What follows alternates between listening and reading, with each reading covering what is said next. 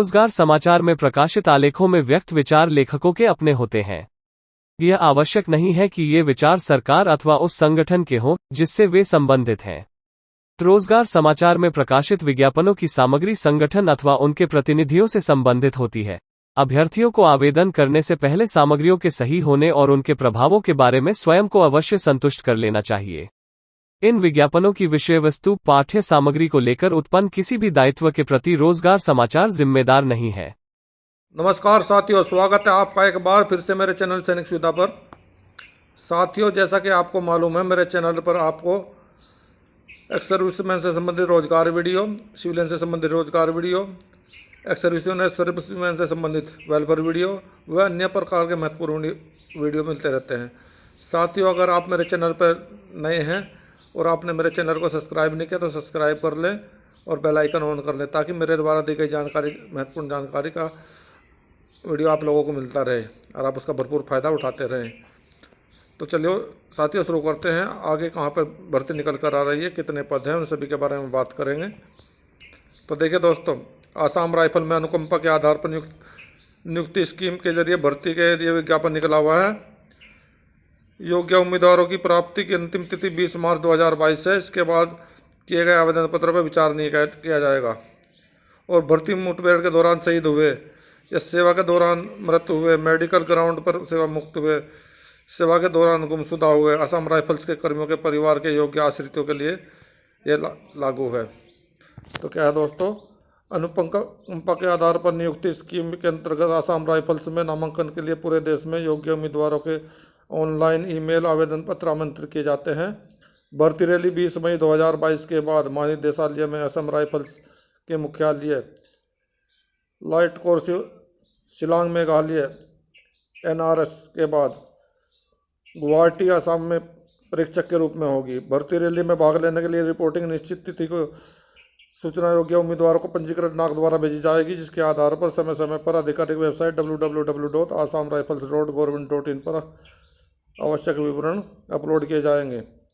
भर्ती रैली में भाग लेने के लिए तय तिथि में जानकारी के लिए आधिकारिक वेबसाइट के लिए आप स्वयं जिम्मेवार होंगे। आपको समय समय पर इस पर देखना होगा। आसाम राइफल्स में अनुकंपा के आधार पर नियुक्ति स्कीम रैली 2022 के लिए ट्रेड पदवार रिक्तियों का विवरण इस प्रकार है। साथियों, राइफलमैन जवान ड्यूटी, जनरल ड्यूटी JD को बोलते हैं, पुरुष और महिला दोनों के लिए है, 94 पद हैं, पदों की संख्या। हवलदार क्लर्क पुरुष और महिला दोनों के लिए है, 4 हैं इनकी पदों की संख्या। Warrant officer radio mechanic RM केवल पुरुषों के लिए है, 4 पद हैं दोस्तों। हवलदार ऑपरेटर रेडियो लाइन केवल पुरुष उम्मीदवारों के लिए 37 हैं। राइफलमैन आर्मर केवल पुरुष उम्मीदवारों के लिए 2 पद हैं दोस्तों। राइफलमैन असिस्टेंट केवल पुरुष उम्मीदवारों के लिए 1 पद है। राइफल नर्सिंग असिस्टेंट केवल पुरुष उम्मीदवारों के लिए 5 पद हैं। राइफलमैन धोबी केवल पुरुष उम्मीदवारों के लिए 4 पद हैं। राइफलमैन आया केवल महिला उम्मीदवारों के लिए 1 पद है। कुल मिलाकर साथियों 152 पद हैं इसके लिए। अभी योग्यता की बात करते हैं तो आसाम राइफल्स की मुठभेड़ के दौरान शहीद हुए हैं, जो भी सेवा के दौरान जिनकी मृत्यु हो गई है, मेडिकल ग्राउंड पर सेवा मुक्त हो गए हैं, सेवा के दौरान गुमशुदा हो गए हैं, परिवार के सदस्य केवल एक ही आश्रित अनुकंपा के आधार पर नियुक्ति के लिए आवेदन करने के लिए योग्य होंगे। यानी कि साथियों, जिनके परिवार के लोग लड़ाई में शहीद हो गए हैं, मर गए हैं, विकलांग हो गए हैं, उन्हीं सभी के बच्चों के लिए ये भर्ती है। वही उसके परिवार के एक ही सदस्य उसमें अप्लाई कर सकता है। आसाम राइफल्स के अनुकंपा के आधार पर निम्नलिखित श्रेणी के आसाम राइफल्स कर्मियों केवल एक आश्रित को ही भर्ती का आवेदन करना है। लड़ाई या उग्रवादी के दौरान मुठभेड़ के दौरान शहीद हुए सैनिकों के आश्रितों के लिए, मेडिकल ग्राउंड पर पेंशन आए सैनिकों के आश्रितों के लिए, मेडिकल बोर्ड या अन्य दस्तावेजों की फ़ोटो को भी संकलन करें साथ में आप मेडिकल बोर्ड या अन्य जो भी दस्तावेज आपके होते हैं उसकी आपको फ़ोटो को भी साथ में लगानी होगी।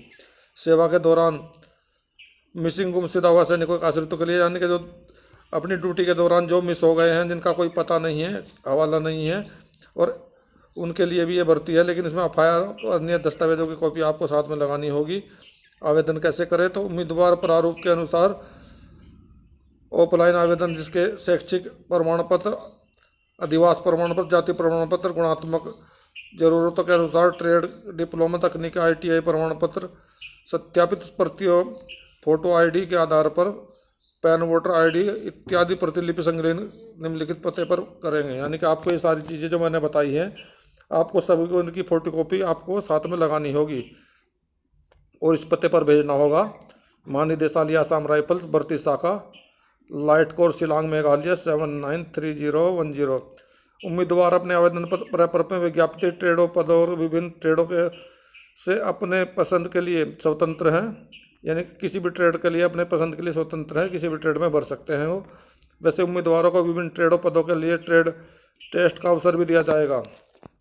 उम्मीदवार आवेदनों की प्राप्ति की अंतिम तिथि हमारे आधिकारिक वेबसाइट, ईमेल आईडी यानी कि आपका rectbdgr@gmail.com से संबंधित कागजात अपने साथ आवेदन की स्कैन प्रति भी अपलोड कर सकते हैं।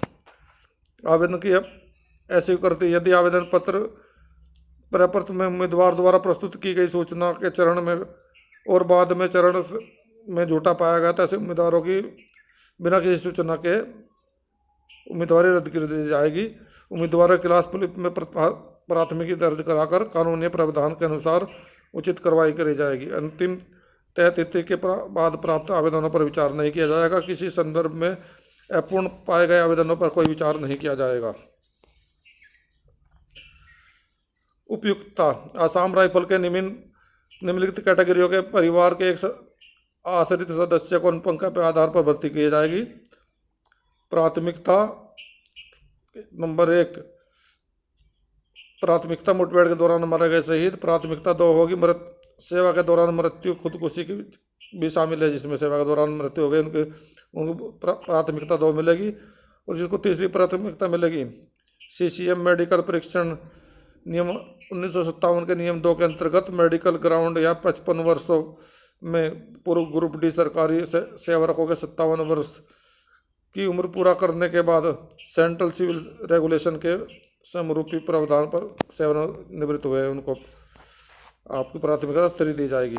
और प्राथमिकता 4 किसको दी जाएगी तो CCS पेंशन रूल्स 1972 के नियम 38 के अंतर्गत मेडिकल ग्राउंड पर सेवानिवृत्त हुए अपनी पेंशन स्वीकृति दी जा सकती है यदि कोई सरकारी सेवक शारीरिक या मानसिक दुर्बलता या उसे सेवा के दौरान स्थायी तौर पर असमर्थ पात्रता है तो चलते सेवानिवृत्त होता है तो 55 वर्ष या पूर्व ग्रुप डी सरकारी सेवकों के लिए 57 वर्ष की उम्र तक पहुंचने के लिए सेंट्रल सिविलियन रेगुलेशंस संगत प्रावधान चिकित्सा पर सेवानिवृत्त हो। प्राथमिकता 5 किसे दी जाएगी चिकित्सा रूप से अस्वीकृत और सिविल रोजगार के लिए अयोग्य है उसको 5 नंबर प्राथमिकता दी। प्राथमिकता 6 किनको मिलेगी सेवा के दौरान गुमशुदा असम राइफल्स के कर्मियों को। अनुकंपा के आधार पर नियुक्ति का लाभ उठाने के लिए आग्रह पर विचार करने के लिए सरकारी सेवक के गुमशुदा होने की तिथि कम से कम 2 वर्षों के बीच हो जाने के बाद किया जाएगा बशर्ते इस संदर्भ में प्राथमिकी पुलिस में दर्ज किया हो यानी कि आपने FIR दर्ज इसमें कराई हो तभी आप इसका बेनिफिट ले सकेंगे। गुमशुदा व्यक्ति का सुराग नहीं मिला हो तो पुलिस जांच रिपोर्ट के बाद सचिव प्राधिकारी के वास्तविक मामला मानता हो ऐसी लाभ लेने के लिए सरकारी सेवक के मामले में लागू हो। जबकि फर्जीवाड़ा की संदिग्ध हो या उसे कानूनी संगठन होने पर संदिग्ध का विदेश की संदिग्ध हो गुमशुदा सरकारी सेवक के लिए मामले में अनुकंपा के आधार पर नियुक्त किए जाने के मामले में अधिकार के रूप में नहीं होगी।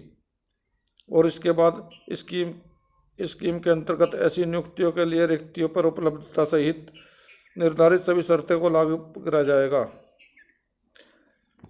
परिवार के लिए आश्रित सदस्य परिवार के आश्रित सदस्यों में निम्नलिखित शामिल हो सकते हैं पति या पत्नी या पुत्र दत्तक पुत्र या पुत्री दत्तक पुत्री सहित सभी दत्तक ग्रहण कर देश के कोर्ट के कानून के अनुसार सरकारी सेवा जीवन कालता में किया गया हो। दत्तक ग्रहण की यानी कि आपने किसी को गोद लिया हुआ दत्तक का मतलब होता है गोद लिया हुआ। दत्तक ग्रहण की सरकारी सेवा की मृत्यु से उसकी परिवार के दूसरे सदस्यों द्वारा किया जाता है। अनुकंपा के लिए आधार पर नियुक्ति के लिए स्वीकार्य होगा। अविवाहित सरकारी सेवक के मामले में यदि वहन में उसकी मृत्यु हुई है मेडिकल ग्राउंड पर सेवानिवृत्त होने के कारण उस पर पूर्णतया आश्रित है तो मामला हो। केवल जनरल ड्यूटी कैटेगरी के लिए शारीरिक मानक क्या होंगे दोस्तों? तो केवल नीचे उल्लेखित को छोड़कर उम्मीदवारों के लिए है जो, यानी कि पुरुष के लिए ऊंचाई 170 सेंटीमीटर चाहिए, महिला के लिए ऊंचाई 157 सेंटीमीटर चाहिए। पुरुष के लिए सीना जो है 80 सेंटीमीटर चाहिए, फुलाकर 5 सेंटीमीटर चाहिए। छूट क्या दी जाएगी दोस्तों? अनुसूचित जाति के संबंधित सभी उम्मीदवारों को न्यूनतम ऊंचाई पूर्वोत्तर राज्यों को छोड़कर 162.5 सेंटीमीटर होगी। महिला के लिए 150 सेंटीमीटर होगी। सामान्य के लिए छाती फुलाकर 76 होगी, बिना फुलाए 76 होगी, फुलाकर 5 सेंटीमीटर आपका 5 सेंटीमीटर का फुलाव होना जरूरी है। और दोस्तों वामपंथी उग्रवाद के लिए प्रभावित जिलों के लिए 160 सेंटीमीटर होगी ऊंचाई पुरुष के लिए, महिला के लिए 147.5 होगी। सामान्य के लिए छाती 77 होगी, फुलाकर 5 सेंटीमीटर का फुलाव होना चाहिए।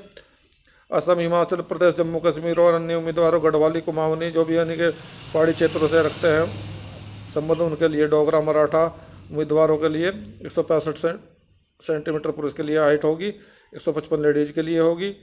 78 सेंटीमीटर सीना होना चाहिए, 5 सेंटीमीटर का फुलाव होना चाहिए। अरुणाचल प्रदेश, मणिपुर और मेघालय, मिजोरम और नागालैंड, सिक्किम, त्रिपुरा जैसे पूर्वोत्तर राज्यों के लिए 162.5 सेंटीमीटर हाइट होनी चाहिए। लेडीज के लिए 152.5 होनी चाहिए। सीना 77 सेंटीमीटर होना चाहिए, 5 सेंटीमीटर का फुलाव होना चाहिए। गोरखालैंड और क्षेत्रीय प्रबंधन GST, जिसमें दार्जिलिंग के जिले 3 अनुमंडल के दार्जिलिंग के कुर्सी संघ शामिल हैं, इनके लिए निम्नलिखित होगा, जैसे कि लोहागढ़ फॉरेस्ट, राममोहन, बड़ोगना, पानीघाटा, छोटा दौलतपुर, पारू, सुकना। ये आप दोस्तों देख सकते हैं वीडियो पॉज करके, बहुत लंबी लिस्ट है तो मैं इसको थोड़ा सा ही बता रहा हूँ, आप पूरा देख सकते हैं।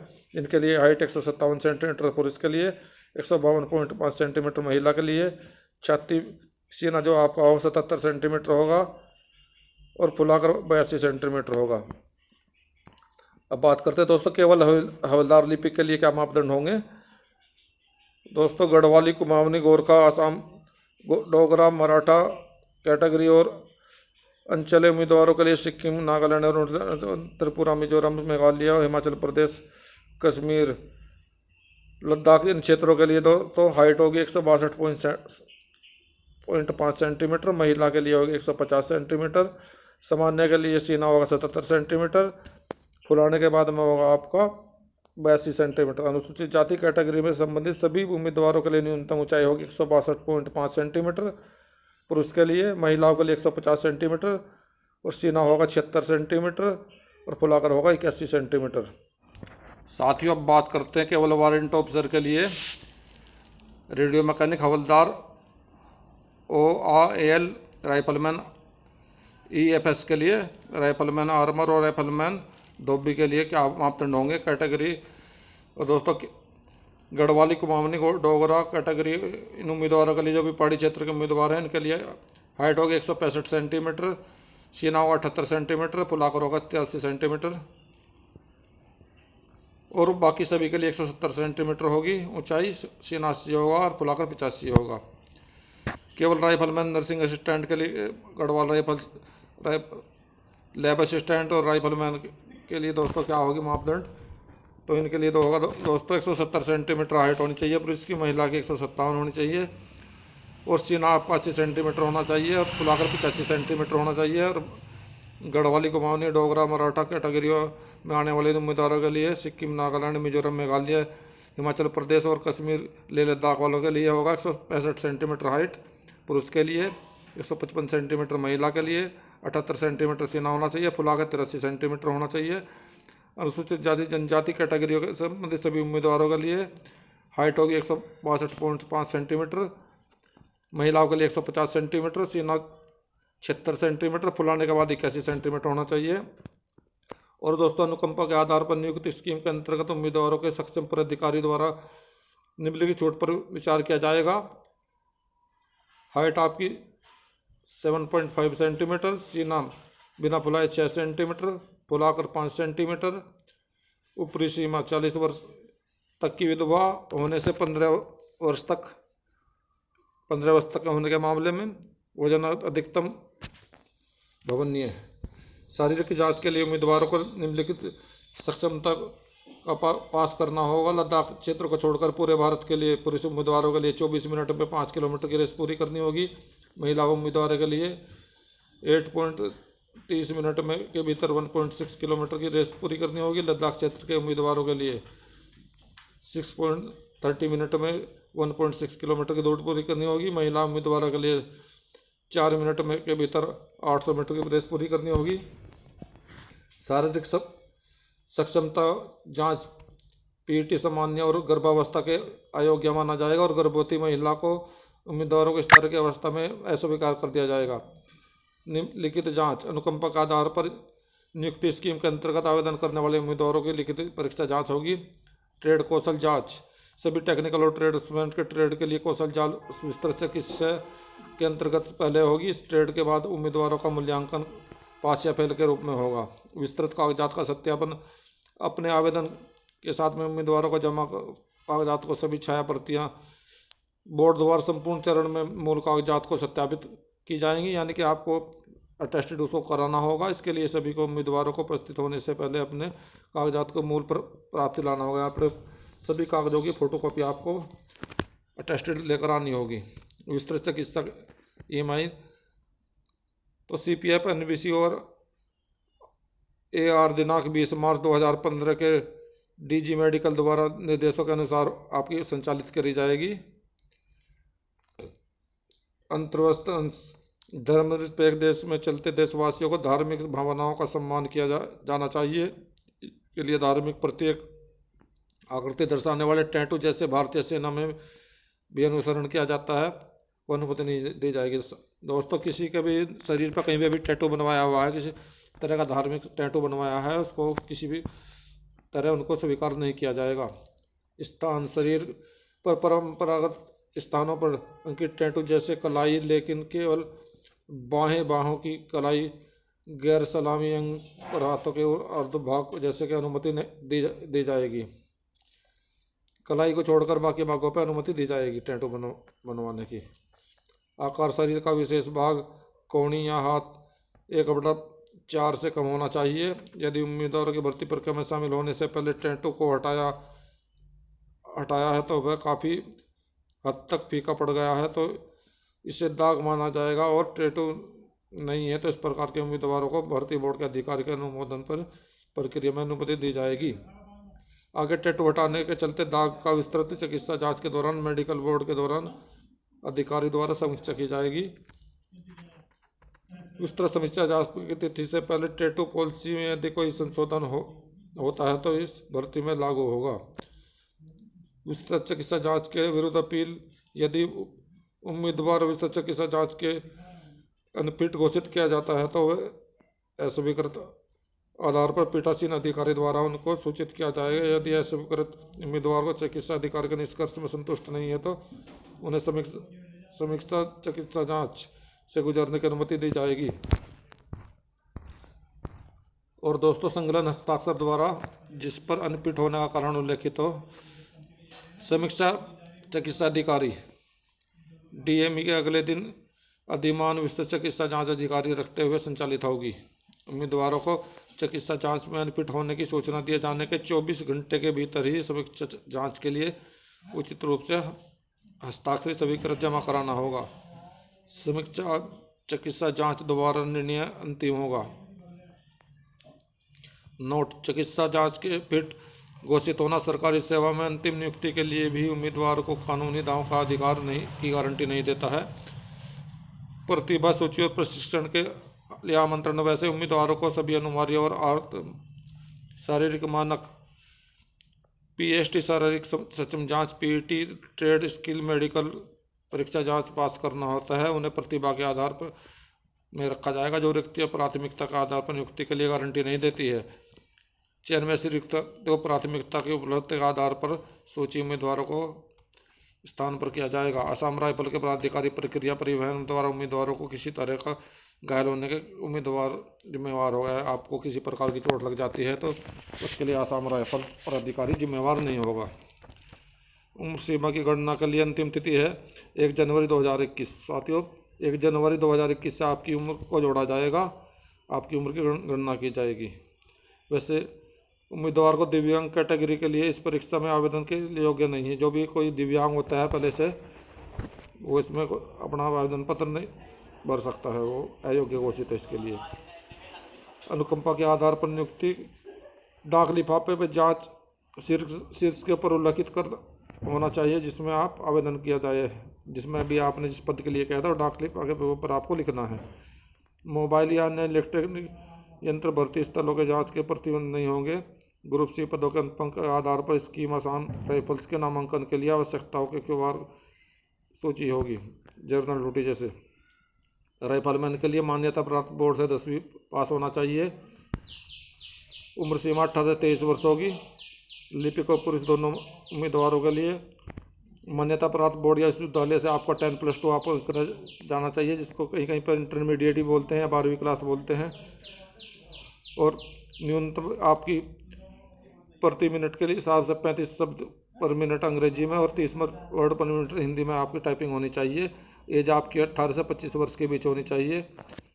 रेडियो मैकेनिक और पुरुष उम्मीदवारों के लिए केंद्र सरकार द्वारा किसी मान्यता प्राप्त संस्था से रेडियो टेलीविजन टेक्नोलॉजी या electronic telecommunication, computer, electronic, mechanical और इंजीनियरिंग डायग्नोस्टिक लाइसेंस डिप्लोमा आदि का मान्यता प्राप्त होनी चाहिए, या किसी मान्यता प्राप्त विश्वविद्यालय से संस्थान में भौतिकी एवं रसायन में 50% अंक के साथ 12वीं आपको इंटरमीडिएट पास होना चाहिए। इसका ट्रेड कौशल टेस्ट भी होगा दोस्तों। तो ट्रेड कौशल ट्रेड द्वारा इम्प्रूवमेंट लिंक जांच द्वारा दूसरे कनेक्शनों के ब्रोकन वायरों को, जले हुए कंपोनेंट जैसे दोषों को दूर करना आदि टेस्ट में आपके लिए जाएंगे। तो ये आप अच्छी तरह से इसको पढ़ सकते हैं, बहुत बड़ा है, मैं इसको मोटा मोटा बता रहा हूँ। इसमें आपके 18 से 25 साल रहेगी। ऑपरेटर रेडियो लाइन पुरुष उम्मीदवारों के लिए मान्यता प्राप्त बोर्ड से 10वीं पास आपका होना चाहिए। रेडियो टेलीविजन इलेक्ट्रॉनिक में 2 वर्ष का डिप्लोमा होना चाहिए। 12वीं का उत्तीर्ण और मान्यता प्राप्त बोर्ड से विश्वविद्यालय संस्थान से भौतिक रसायन में आपकी होनी चाहिए। इसमें भी आपका कौशल टेस्ट होगा, ट्रेड जांच मानक। तो इसमें भी आपका कौशल टेस्ट द्वारा AC and DC fault, electronic circuit, SPC fuse, earthing system आदि के आधार पर आपका इसमें जांच टेस्ट किया जाएगा। आर्मर पुलिस के लिए दोस्तों किसी मान्यता प्राप्त बोर्ड से 10वीं पास होना चाहिए। इसमें भी आपका ट्रेड टेस्ट किया जाएगा। जांच द्वारा किसी बेसिक एप्टीट्यूड प्रकृति का मूल्यांकन किया जाएगा। इसमें 18 से 23 साल आपकी एज होनी चाहिए। लैब असिस्टेंट के लिए पुलिस के लिए दोस्तों किसी मान्यता प्राप्त बोर्ड से गणित विज्ञान और जीव विज्ञान में 10वीं पास होनी चाहिए। ट्रेड मानक टेस्ट में तो ट्रेड को जांच द्वारा ट्रेड बुनियादी कौशल शारीरिक और मूल्यांकन किया जाएगा। 18 से 23 साल इसमें भी आपकी एज होनी चाहिए। सिंगल स्टैंड के लिए पुरुष के लिए साथियों, राइफलमैन के लिए किसी मान्यता प्राप्त बोर्ड से गणित या विज्ञान में 10वीं पास होना चाहिए। ट्रेड कौशल में बुनियादी कौशल प्राकृतिक मूल्यांकन किया जाएगा। एज आपके 18 से 23 साल रहेगी। दोबी के लिए केवल पुरुष उम्मीदवार के लिए, राइफलमैन के लिए 10वीं पास आपको होना चाहिए किसी मान्यता प्राप्त बोर्ड से। धोबी, हुनर और विभिन्न प्रकार के आपको वस्त्रों के धुलाई क्लीनिंग का ज्ञान होना चाहिए। 18 से 23 साल उम्र रहेगी। महिला उम्मीदवारों के लिए दोस्तों किसी मान्यता प्राप्त बोर्ड से 10वीं पास होना चाहिए। इसमें भी कौशल ट्रेड आपका बुनियादी प्रकृति का कौशल मूल्यांकन किया जाएगा। उम्मीदवारों के पद के लिए शर्तों को पूरी करनी होगी। भर्ती के लिए रिपोर्टिंग के समय पर आपको मूल प्रमाण पत्र आपके लाने होंगे। जो भी आपके डॉक्यूमेंट होते हैं पूरे, उनकी फोटोकॉपी और ओरिजिनल भी लाने होते हैं। यदि विधवा और अनुकंपा के आधार पर नियुक्ति के लिए निर्धारित आवश्यकता पूरी करती है तो बहुकापन कर्मों के पद की नियुक्ति की जा सकती है। वेतनमान की बात करते हैं तो वेतन भत्ता राइफलमैन कर्मी की तरह ही स्वीकार्य होगा इनका भी। उम्मीदवारों को शारीरिक फिटनेस जांच के लिए जोखिम पर खर्च करना होगा और रैली के दौरान चोट लगने पर किसी प्रकार का हर्जाने देने के लिए असम राइफल जिम्मेवार नहीं होगा। उसके विरुद्ध कोर्ट में कोई दावा नहीं कर सकते आप, यानी कि आपको अगर चोट पीट लग जाती है तो आपको असम राइफल इसका जिम्मेवार नहीं होगा, आप इसके लिए कोर्ट में दावा नहीं कर सकते हैं। अति भीड़ अति भीड़ में बचने के लिए भर्ती रैली के लिए प्रवेश के लिए केवल उम्मीदवारों को अनुमति दी जाएगी। अभिभावक दोस्तों को सलाह दी जाती है साथ न आए। उम्मीदवारों को बुलावा पत्र उल्लेखित तिथि व अन्य किसी तिथि में रैली में भाग लेने के लिए अनुमति नहीं दी जाएगी। उम्मीदवारों को फोटो आईडी प्रमाण पत्र जैसे PAN card, voter driving licence आदि कागजात लेकर सब कुछ लेकर आना होगा। और शिलांग का मौसम ठंडा है, इसलिए उम्मीदवार सलाह दी जाती है कि गर्म कपड़े साथ में लेकर आए। किसी भी वर्ष में आपको 900 से 1700 वर्ष के बीच में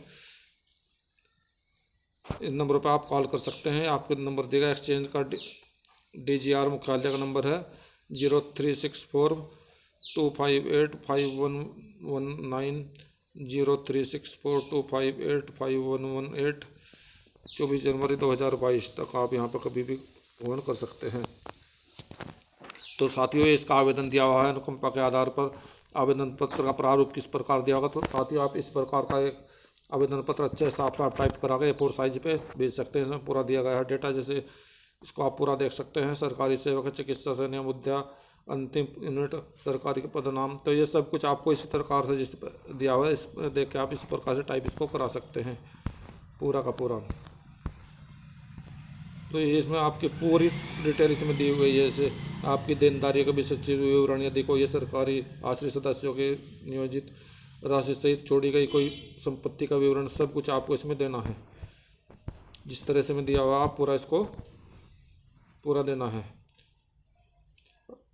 और अनुकंपा के आधार पर नियुक्ति के परिवार क्षेत्रों के लिए स्वीकृत उपकरण प्रमाण पत्र भी आपको इस प्रकार के नमूने में देना है। ये भी आपको देना है जैसे इसमें दिया हुआ है, ये पूरा देखना है। राजपत्र अधिकारी या गाँव प्रधान या सरपंच के किसी के हस्ताक्षर आपको करवाने हैं। तो साथियों, तो मेरे द्वारा दी गई जानकारी आपको अच्छी लगी तो चैनल को सब्सक्राइब करें, लाइक करें, बेल आइकन ऑन करें, दोस्तों में शेयर करें। वीडियो देखने के लिए धन्यवाद दोस्तों।